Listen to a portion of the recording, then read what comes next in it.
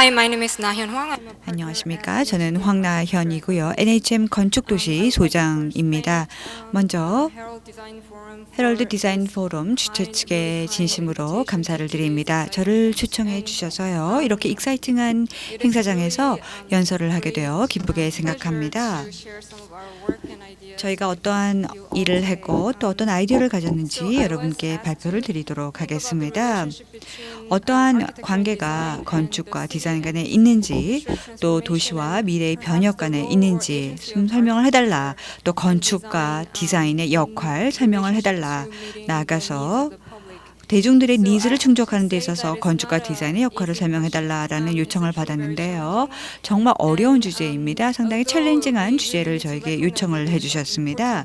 아시겠지만 이 질문 정말 중요합니다. 무엇보다도 점점 더 우리가 거주하고 있는 이 환경 자체가 이제는 기업의 이해관계에 맞게 변화하고 있고요. 또 물류적인 필요에 따라서 변화하고 있습니다. 우리가 가능하면은 우리의 그 견해를 좀 더 확대시키려고 한다 하더라도 가끔은 불가능하게 느껴질 수가 있습니다. 아니 어렵다고 느낄 수가 있습니다.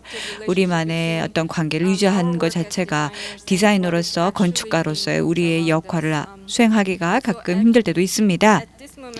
그래서 여기까지 말씀드렸기 때문에요. 제가 실질적으로 여러분께 하나 제안을 드리도록 하겠습니다. 한번 주변을 둘러보고 또 가능하면은 한번 생각을 해보시기 바랍니다. 우리 모두가 디자이너로서 어떤 식으로서 우리가 직접 디자인이라는 활동을 실행하고 있는지 한번 생각해 보시기 바랍니다. 상당히 유명한 찰스 찰스 건축가가 그린 아주 유명한 그림이죠. 첫 번째 버전입니다.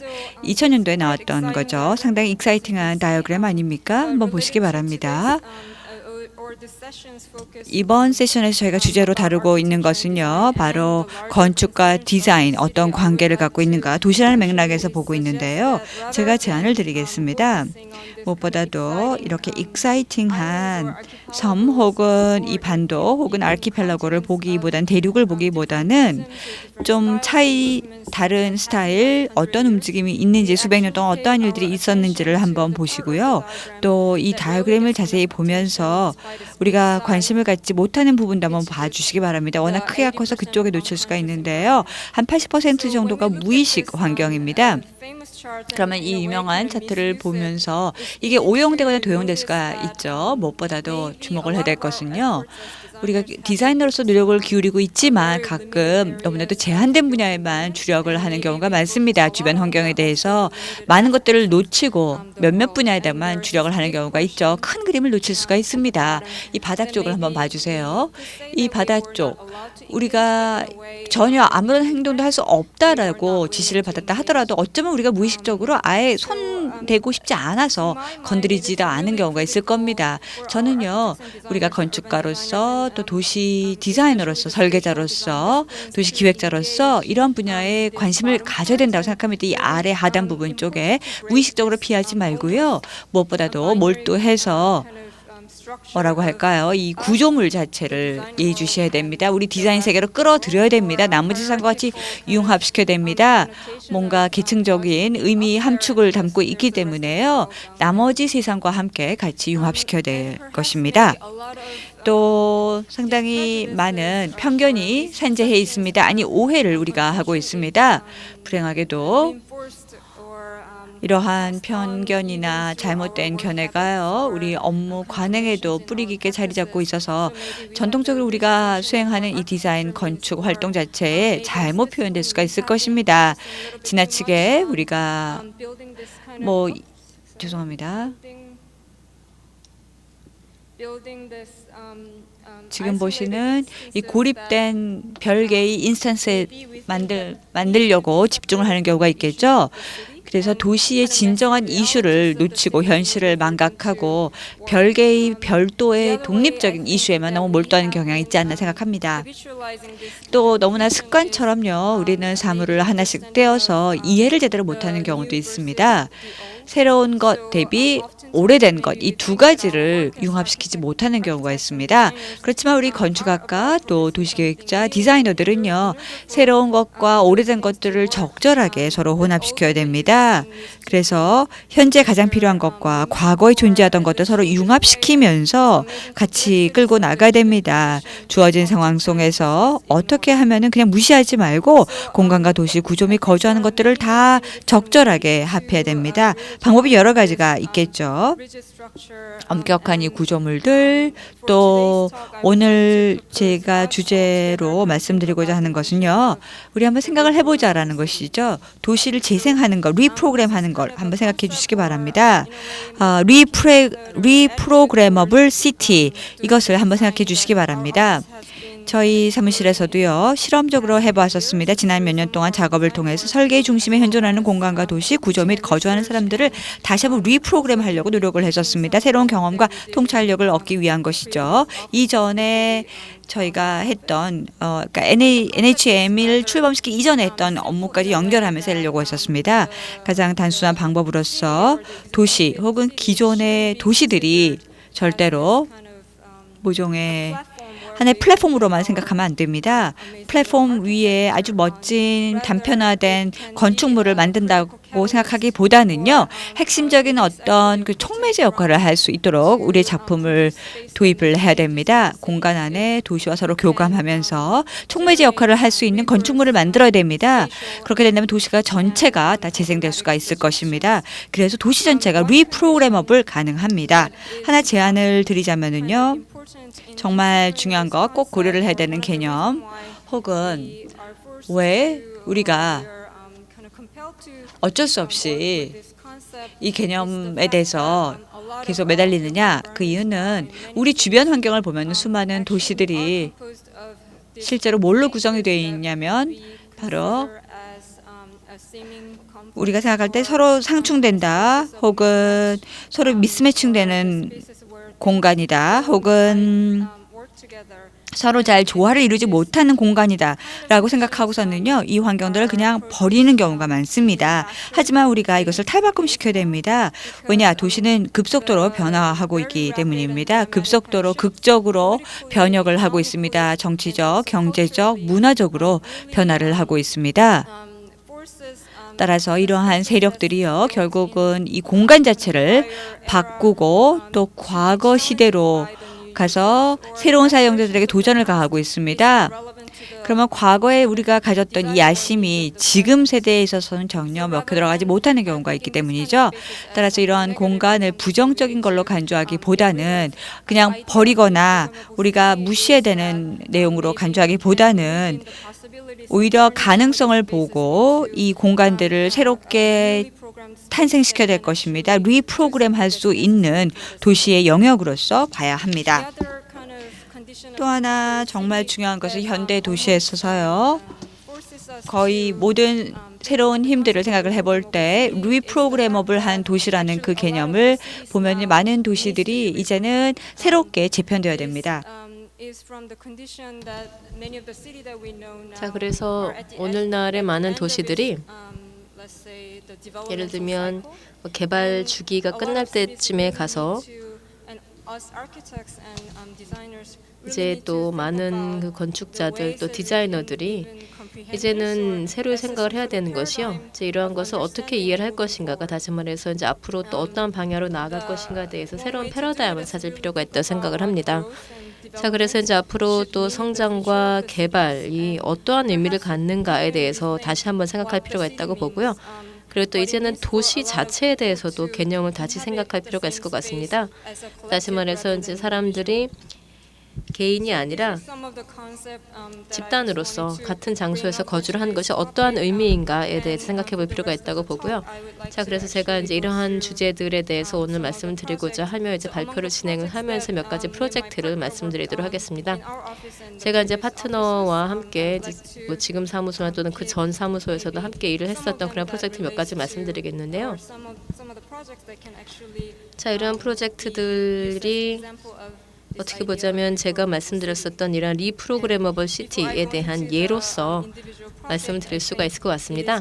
그런데 개별 프로젝트를 말씀을 드리기 전에요. 한 가지 말씀을 드리자면 바로 이런 리프로그래머블 시티에 대한 생각이나 또는 애티튜드라는 것 또는 이제 다시 말해서 도시라는 것이 아키텍처를 통해서 리프로그래밍이 가능하다라는 이러한 생각이 뭐 그렇다고 해서 반드시 뭐 스케일에만 생각을 해야 되는 것은 아니라고 생각을 합니다. 물론 한편으로는 이것이 도시이고요. 그래서 도시이니까 뭐 큰 스케일의 프로젝트를 할 필요도 있겠지만은요. 하지만 그것이 아니라 이 개념 자체를 생각을 한다면은 이 개념을 다양한 장소에도 특정 장소에도 적용할 수가 있다고 생각을 합니다. 뭐 건물에 적용을 할 수도 있을 것이고 특정 장소에도 적용을 할 수가 있다고 생각을 합니다. 그래서 예를 들면은 뭐 쇠퇴하는 도시에도 적용할 수가 있을 것이고 또 확장해 나아가고 있는 도시에 대해서 적용할 수도 있을 것이고요. 또 그런가 하면은 반드시 건물이 아닌 그런 다른 구조물이나 건축물에도 적용할 수가 있다고 생각을 합니다.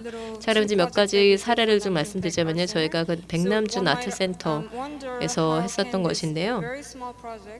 이것은 어떻게 보자면 좀 작은 프로젝트인데 그래서 이제 하나의 미술관에 있는 그러한 프로젝트가 어떻게 이것이 전체 도시에 대한 것이 되는가를 말씀드리자면요. 이것은 이제 또 어떻게 보자면 도서관에 대해서 도서관이라는 공간에 대해서 다시 한번 생각해 보도록 하는 그런 프로젝트이기도 했었지만은 또 동시에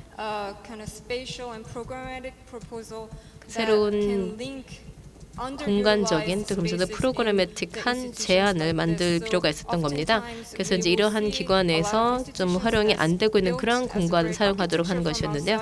사실 아시다시피 많은 미술관이나 박물관들이 밖에서 보면 굉장히 멋진 건물인데 그런데 안에서는 공간이 부족하거나 또는 공간을 제대로 활용하지 못하는 그런 경우가 많이 있습니다. 자, 그래서 그런 공간들을 서로 간에 연결을 시켜주고자 하는 작업을 했었던 것이고요. 또 그런가 하면은 이 미술관이 그 위치한 그 도시의 환경하고도 함께 연계를 하고자 했었습니다. 그래서 예를 들면은 어떤 뭐 문화적인 공간이라거나 커뮤니티 공간이 좀 부족한 이러한 서울 근교 도시, 위성 도시 이러한 공간적인 것도 고려를 할 필요가 있었고요. 자, 그리고 다음 프로젝트는 또 완전히 다른 성격의 공간과 또 완전히 다른 성격의 요소들을 갖추고 있는 겁니다. 자, 앞서서 말씀드린 프로젝트 같은 경우에는 소규모 프로젝트였다라고 하자면 그래서 이제 어떤 밀폐된 공간 내에서 이루어진 것이었다라고 하자면 이것은 좀 더 큰 부지에서 한 6에이커에 해당하는 큰 부지에서 이루어진 것이었습니다. 그래서 이제 이것은 미시간 린트라는 점차 쇠퇴해가고 있는 도시에서 있었던 것인데요. 사실 디트로이트를 잘 아시는지 모르겠지만 이 도시가 디트로이트하고 상당히 좀 유사합니다. 지금 이제 공실도 굉장히 많고요. 또 도시에서의 그 시 예산 문제도 상당히 심각합니다. 자, 그런데 이제 하나의 그 작은 그 미술관에서 저희에게 접촉을 해서 이 사이트, 이 부지의 미래에 대해서 생각을 해보자라는 이제 그러한 의뢰를 했는데요. 여기에 이제 공원을 만들자라는 그러한 제안이었습니다. 그래서 이 공원이 완성이 되면 굉장히 규모가 크게 될 것이었는데 6에이커 정도에 달하게 되었었는데요. 그래서 저희가 여기에 대해서 일종의 그 모바일 구조물을 제안을 하였습니다. 그래서 이 장소를 좀 더 유연하고 또 일시적으로 이 장소를 채울 수 있는 이제 그런 것을 만들자라는 것이었는데요. 자, 그래서 이것을 그 현지에서의 재료를 가져다가 만들고 조립을 할 수가 있었고요. 또 현지인들이 함께 만들 수가 있었습니다. 그렇게 하게 됨으로써 여기에 대해서 뭐 누군가 이것을 그냥 이렇게 해라라고 일방적으로 지시를 하는 것이 아니라 시민들이 함께 만들 수가 있었다라는 것이죠. 그 시민들이 함께 모여서 또 이 장소에 대해서 이 공간의 미래에 대해서 함께 이야기를 할 수가 있었던 겁니다. 지금 마크업을 보여드렸고요. 자, 그리고 다음 프로젝트는 조금 더 자세하게 말씀드리겠습니다. 이것도 마찬가지로 완전히 다른 장소에서 한 것인데요.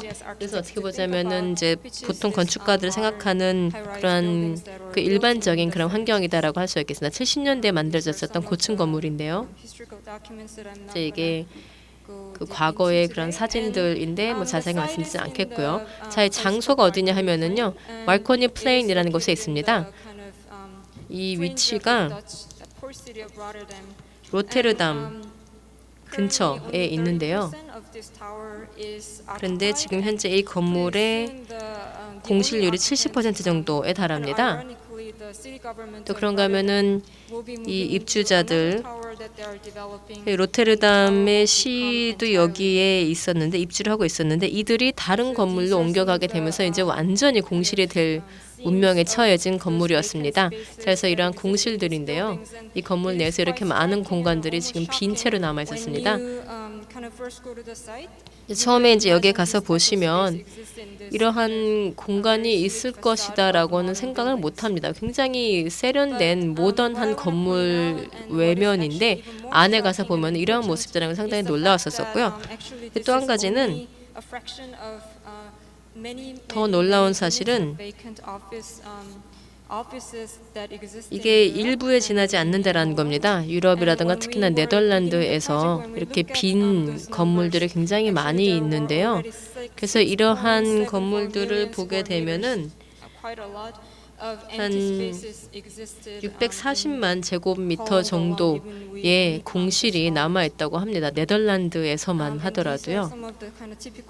자, 그래서 이러한 그 빈 공간들이 다음과 같은 모습이고요. 그래서 어떻게 보자면 여러분들이 상상하시는 것, 예를 들면 뭐 디트로이트와 같은 그러한 곳의 빈 공간하고는 좀 다를 수도 있겠지만은, 자, 그런데 또 이러한 여건이 발생을 하게 되었었던 것은 물론 원인 여러 가지가 있겠지만 그 중에 한 가지는 2008년 글로벌 금융위기이고요. 또 한 가지는 이 지역에서의 정책입니다. 어떻게 보면 상당히 고위험 부동산 개발을 허가를 해줬었던 것이죠. 그러다 보니까 투기 행태도 있었고 또 리스크가 굉장히 높은 그러한 거래가 이루어지면서 이런 고층 건물이 만들어졌던 것입니다. 자, 그리고 또 한 가지 프로젝트에서 한 가지 특징을 말씀드리자면요. 저희가 프로젝트를 시작을 할 때 네덜란드에서는 스쿼팅이라는 것이 이제 금지가 되어 있었습니다. 자, 그래서 많은 사람들이 특히나 예를 들면 학생이나 또는 저소득층들이 거주할 곳을 잃어버리게 된 것이었죠. 또 그러면서도 주택 부족 현상이 있었습니다. 자, 그러면 이제 이 고층 건물을 다시 한번 말씀드리면 이렇게 3개 동이었습니다. 자, 그런데 이것을 보시면 여기에 또 이 면적은 총 면적은 상당히 됐었습니다. 그래서 저희가 생각하면서 여기서는 여러 가지 흥미로운 작업을 할 수가 있겠다라는 생각이 들었었던 것이죠. 자, 그리고 또 이 건물들을 생각을 하면 또 이런 건물들이 굉장히 많고 또 다양하다라는 것을 생각을 하면은요. 물론 초기에는 돈을 벌기 위해서 투기를 하기 위해서 뭐 부동산 투기로서 만들어진 것이었지만 어쨌든 이미 만들어진 것이고 그리고 또 각각의 건물들이 다 밀도가 상당히 높고 또 공간 총 면적이 상당히 넓었었고요. 또 그런가 하면 유럽의 주요 도시에도 많이들 존재를 하고 있었고 어떻게 보자면 많이 산재하고 보편적으로 있었다라는 것을 고려를 할 때 어떻게 보자면 이것을 또 새로운 기회로 삼을 수도 있겠다는 생각이 들었습니다. 다시 말해서 애초의 용도가 아니라 좀 더 다른 방식으로 바꿀 수도 있겠다. 그래서 도시에 도움이 될 만한 공간으로 탈바꿈시킬 수가 있겠다라는 생각을 한 것이죠. 그래서 이 구조물하고 그리고 그 애초의 프로그램하고 분리를 하게 됨으로써 저희가 다른 프로그램을 생각할 수가 있었다는 겁니다. 자, 그래서 이 도면을 보시면 이것을 우리가 저소득층을 위한 공공주택으로 바꾸면 어떨까를 구상해 본 것이고요. 이것은 또 다른 공공 공간하고 한번 비교를 해본 겁니다. 로테르담에서요. 예를 들면 이것이 그 야외 시장인데요. 그래서 이 건물에 이러한 시장만 하더라도 한 3개 정도의 장터를 만들 수도 있었습니다. 자, 그래서 저희가 이제 이런 여러 가지 요소를 고려를 하여서 또 뭐 다양한 프로그램을 고려를 할 수도 있었을 것이고 또는 이제 일종의 그 미래를 위한 일종의 그 새로운 그러한 백지 상태로 만들 수도 있었다고 생각합니다. 태블라 로사처럼요. 이런 태블라 로사라는 것을 뭐 아마 잘 아실 것 같지만은요. 이제 이것이 일종의 창조적 파괴 행위다라고 할 수 있겠습니다.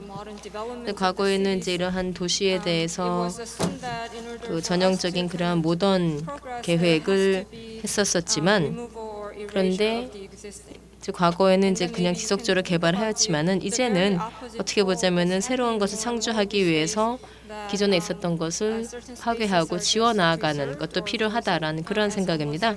어떻게 보자면은 사실 뭐 도시나 또는 건물들이 그냥 동결된 것 또는 영속적인 것으로 생각할 수도 있겠지만은요.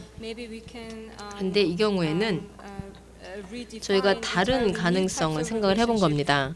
완전히 다른 관계를 만들 수 있지 않겠는가? 그러니까 다시 말해서 기존의 그 도시하고의 관계가 아니라 새로운 관계를 만들 수 있겠다는 생각을 하게 된 겁니다. 자, 그래서 저희가 이제 종국에는 다 9가지의 프로토타입을 제안을 하게 되었고요. 이 건물을 어떤 식으로 활용할 것인가에 대해서요. 자, 이제 각각의 제안이 다 이런 고층 건물이라는 특성을 잘 활용할 수 있도록 기본으로 했었던 그러한 계획이고요. 그래서 예를 들면은 이 밀도 높은 공간이라고 하는 수직성 같은 것을 고려를 하고 또 동시에 다양한 프로그램 또 이제 특히나 도시에서 그리고 또 시민들이 원하는 그런 다양한 프로그램을 수용할 수 있도록 해보았었습니다. 자, 그리고 또 이러한 건물이 굉장히 또 면적이 워낙에 많았었기 때문에 이제 각각의 타워를 각각의 고층 건물을 다 활용을 하게 된다면 그러면 이제 아까도 말씀드렸지만 워낙에 또 많은 주요 도시에서 이런 유사한 건물들이 있기 때문에요. 이런 건물들을 서로 간의 네트워크를 형성할 수가 있다면 그러면 또 도시에 대해서도 새로 생각할 수 있는 방법을 만들 수 있을 것이라고 생각을 했습니다. 자, 그러면 다음 프로젝트를 소개를 드리자면 하이라인인데요. 여기에 대해서 아시는 분들이 많으신 것 같으니까 제가 여기에 대해서는 몇 가지만 말씀드리겠습니다. 일단 먼저 이 프로젝트는 이 제임스 코너 오퍼레이션 프로젝트였었고 저는 여기에 한 7년 정도 참여를 했었는데 정말 운이 좋았다고 생각을 합니다. 그래서 2004년부터 2006년까지 그리고 또 2007년부터 2010년까지는 이제 디자인 팀을 이끌었습니다. 이때는 또 특히나 제가 이제 전체 디자인 팀을 이끌었었는데 여기는 컨설턴트하고 또 이제 다른 전문가들도 다 포함이 되어 있었습니다. 자, 이 프로젝트는 이제 많은 분들이 아시다시피 1.5마일이고요. 그래서 이제 이렇게 방치된 그 고가도로에서 이루어진 겁니다. 그래서 이제 이것이 다 완전히 완성이 되어서 공원으로서 이제 제 기능을 하고 있습니다. 저에게는 굉장히 특별한 기회였었는데요. 저는 이와 관련된 유사한 공간들을 좀 많이 연구를 하게 되었습니다. 그래서 사실 그 전에도 제가 이제 이러한 연구를 했었기 때문에 이제 이 프로젝트를 통해서 실제로 이런 아이디어를 한번 실천해 볼 수 있는 그러한 계기가 되었었던 것이고요. 자, 그래서 바로 이런 리프로그래머블 시티에 대해서 아까 말씀드렸었지만은 제가 보기에는 이러한 하이라인 프로젝트 같은 경우에는 어떻게 보자면은 과거와 또 미래 그 연결을 해주는 프로젝트다라고 생각을 하게 되었습니다. 그리고 또 기존의 프로그램과 그리고 또 미래의 시민들이 요구하는 새로운 활동 사이에서의 연결이다라고 생각을 했었고요. 이게 1800년대 중반부터 이것이 만들어졌었습니다. 옆에 있는 곳이 Death Avenue라고 불렸었는데요. 왜냐하면 이때 당시에는 여러 형태의 교통수단이 서로 간에 충돌을 하면서 또 많은 사상자도 발생했었기 때문에 그 죽음의 계곡이라고 불렸었는데요. 자, 그러다가 이제 나중에는 또 현대적인 효율성의 장소로서도 각광을 받기도 하였고, 그리고 또 그 후에는 뉴욕이 다른 도시에 비해서 이제 좀 더 앞서갈 수 있는 그러한 그 도시적인 인프라로서도 각광을 받게 되었습니다. 그래서 1930년대에 들어가서 이것이 완성이 되면서 이때는 뉴욕의 생명선이라는 이름으로 불리게 되었습니다. 그래서 실제로 이제 뉴욕에서 굉장히 중요한 역할을 했었기 때문인데요. 자, 그러다가 80년대에 들어가서는 거의 방치가 되었습니다.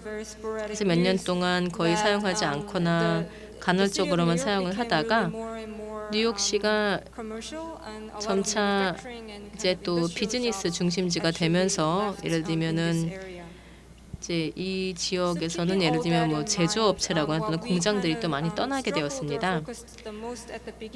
자, 그래서 저희가 이 디자인 프로세스 처음에 이제 많이 고민을 했었던 것이요. 일단 이 기존의 인프라가 도시의 인프라였었고 또 어떻게 보자면은 그 산업용 인프라였었는데, 자, 근데 저희가 처음에 디자인을 시작을 할 때만 하더라도 이것은 어떻게 보자면은 그 버려진 역사의 잔재물이었었던 것이죠. 자, 그렇다면은 여기서 제가 고민했었던 것은 이제는 탈산업화 시대에 이것을 어떻게 하면 일종의 그 레저 인프라로 만들 수 있을 것인가, 또 그런가 하면 어떻게 이러한 것을 과거에 이제 이러한 모습들을 뒤로 하고 새로운 것으로 만들 수 있을 것인지, 또는 어떻게 하면 보존을 할 수 있을 것인지, 또 그러면서도 또 자연을 혼자 즐기고 싶은 사람들에게 공간을 마련해줄 필요도 있겠다라고 생각을 하였고요. 또 그러면서도 대중들에게는 좀 더 그 사용할 수 있는 그런 활발한 공공의 장소로도 만들 필요가 있다고 생각을 하였습니다. 제가 가장 큰 영감을 받았던 것은요, 바로 기존의 상황이죠. 어떻게 생태계가 발전을 했는가, 이것을 고려를 하고 있었습니다. 먼저 주변 상황을 둘러봤습니다. 그랬더니 신뢰감이 생기더군요. 자신감이 생겼습니다. 분명히 도심 속 흉물로 전락했던 고가 철도지만 이것을 과거를 그대로 반영을 해주면서 원래 이 가장 중요했던 고가 철도의 모습을 놔두면서 새로운 성장의 상징이 되면서 좀 더 디자인 개념을 확장해서 원래의 목표가 아니지만 자연과 같이 융합한 모습으로서 새롭게 출범할 수 있다. 단순한 복원이나 개발이 아니라 바로 좀 더 변혁되고 생태계를 다변화시키고 다양한 프로그램을 반영하게 자연과 인공을 조화시키게 되었던 것입니다. 어그리텍처의 개념이라는 것은요, 무엇보다도 제가 지금 보여드렸던 그 개념들입니다. 새로운 관계를 찾았던 것이죠. 정말 어렵고 또 변경되지 않은 것들을 생태계적으로 부드럽고 또 얼마든지 변화시킬 수 있는 이 두 가지의 조화를 찾고 최고의 가치를 두어서 새롭게 설계를 했습니다. 이게 도시 설계였고요. 또 수많은 모컵 우리가 만들었던 정확하게 어떻게 우리가 이걸 기형학적으로 지오메트리를 할까 건설 단계를 거쳤던 그림들입니다. 이 하이라인 파크 정말 디테일하고 아주 멋진 조각품 같은 요소 같은 모습으로 나왔지만요. 사실은 이 시스템 자체가 어떻게 받아들이느냐, 저희 생각은요.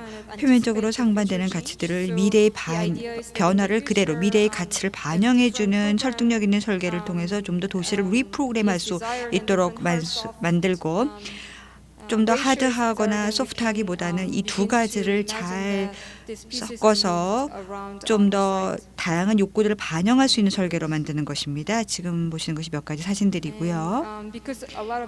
또 아마도 여러분들 다 주지하시겠지만요. 이미 하이라인 잘 아시죠? 뉴욕의 하이라인 파크 어떻게 생겼는지 아시기 때문에요. 이 내용은 빨리빨리 건너뛰도록 하겠습니다. 그 다음 프로젝트 설명을 드리겠습니다. 밀접한 관계를 하이라인과 어느 정도 갖고 있는 프로젝트 소개하겠습니다. 퀸스웨이 라이트웨이와 관련된 프로젝트인데요.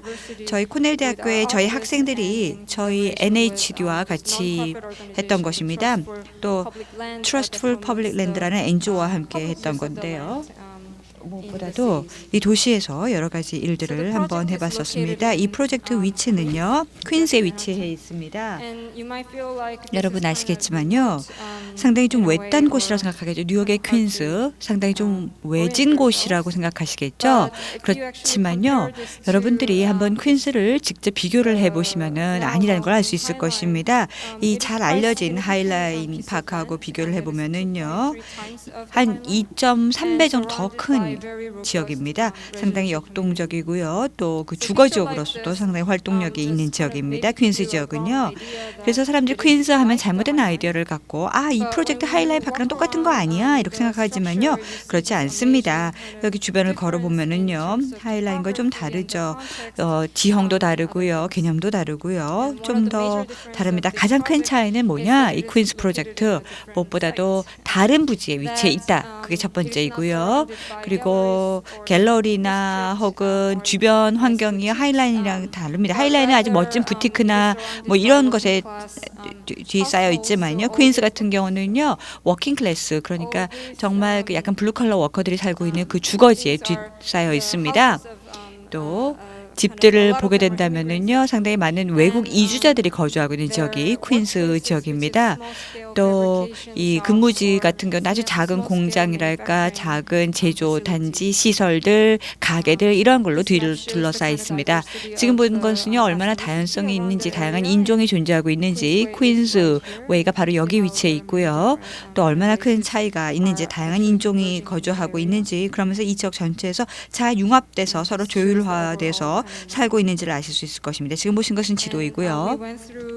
저희가 많은 분석을 했었습니다. 각기 다른 인구 통계학적인, 생태학적인, 지형적인 분석을 했고요. 그리고 또 각기 다른 이웃의 역사도 연구했고요. 어떠한 교통과 물류 수단을 사용했는지 조사를 해봤고요. 가장 중요한 것은 이 프로젝트는 물론이고요. 저희가 했던 수많은 이 도시 재생 관련된 프로젝트들은 여기서 가장 중요한 것은요. 도시가 주 이니셔티브를 쥐고 추진했다는 것이죠. 토지도 도시 시정부 거였고요. 그리고 또 이 도시재생 사업 자체는요, 도시가 항상 생각할 수 있는 것입니다. 완전히 다른 공공사업이 될 수가 있겠죠. 하일랜드가 하늘 위의 공중정원이라면 이 퀸스도 도시를 완전히 탈바꿈시켰던 거고요. 어떤 별도 수익을 추구하기보다는 도시 재생을 위해 했던 것입니다. 6가지 제안에 대한 요약입니다. 이번 이 프로젝트를 통해서요, 여기에서 가장 중요한 직접적으로 이 프로젝트와 관련된 내용을 말씀을 드리자면요, 저희가 아주 다양화된 다변화된 6가지 제안을 할 수 있었다는 점, 그리고 하이라인과는 절대로 똑같은 프로젝트가 아니었습니다. 완전히 다른 프로젝트였습니다. 다시 말해서 이 하늘 위의 공중정원이라는 하이라인에서 우리가 많은 교훈을 배웠고, 또 한때 버려졌던 도시 속의 흉물이 이제는 새로운 인프라가 돼서 자연과 인공의 조화, 그리고 또 일반 대중들을 위한 이 프로젝트가 되었고, 일반 시민들이 휴식과 생활 공간을 새롭게 탄생했다는 것이죠. 이것은 이 도시를 새롭게 프로그램했던 것이고요. 이걸 완전히 다른 부재 그대로 복제할 수는 없습니다. 아이디어는 비슷하겠지만요, 사이트가 완전히 다르고요, 인프라도 다르고 컨텍스트도 다릅니다. 제가 그걸 지적하고 싶고요. 또 이미 이 주변은요, 상당히 많은 녹지대도 있었고 공원도 있었고, 이 이웃 주변 사람들이 원했던 니즈는 하이라인하고 분명히 달랐습니다. 이 프로젝트를 통해서 우리가 제안을 했던 것은요, 무엇보다도 이 컴파운딩 자체, 그리고 또 임시적인 이 도시, 이 주변 시설, 필요했던 시설들이죠. 뭐 예를 들어서 건설 기간 동안에 뭐 한 10년 정도 걸리기 때문에 필요했던 시설들, 뉴욕이라는 맥락에서 봤을 때 필요한 주변 시설들을 만드는 것 내용이 들어가 있고요.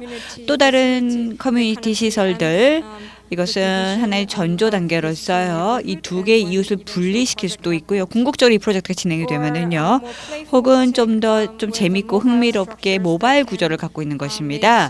그래서 이게 각기 다른 이웃을 연결시킬 수도 있고요. 그리고 또 퍼블릭 하우싱 프로젝트도 있었고요. 공공주택. 또 옥 외에 야외 시설도 있었고요. 그래서 아동들이, 학교를 다니는 학생들이 전혀 이 외부에서 배울 수 있는 어떤 옥에 공부할 수 있는 교육 시설들이 없었기 때문에 이걸로 또 활용할 수가 있었고요. 제가 이미지를 보여드리면서 연설을 마치고자 합니다. 지금 보시는 이미지는요, 상당히 흥미롭습니다. 왜냐하면 가장 중요한 리프로그램 할 수 있는 아이디어를 대변해주는 사진이기 때문입니다. 저희가 여러 가지 프로젝트를 진행할 때 도시 내에서 좀 엄격하게 진행할 수도 있겠지만요, 도시를 재생시킨다는 것은 잠재적인 함축된 도시가 갖고 있는 그 의미를 그대로 표현을 하면서 동시에 새로운 기회를 찾아서 새롭게 도시를 탈바꿈시키는 것입니다. 그래서 도시 자체를 리프로그램할 수 있는 것입니다. 감사합니다.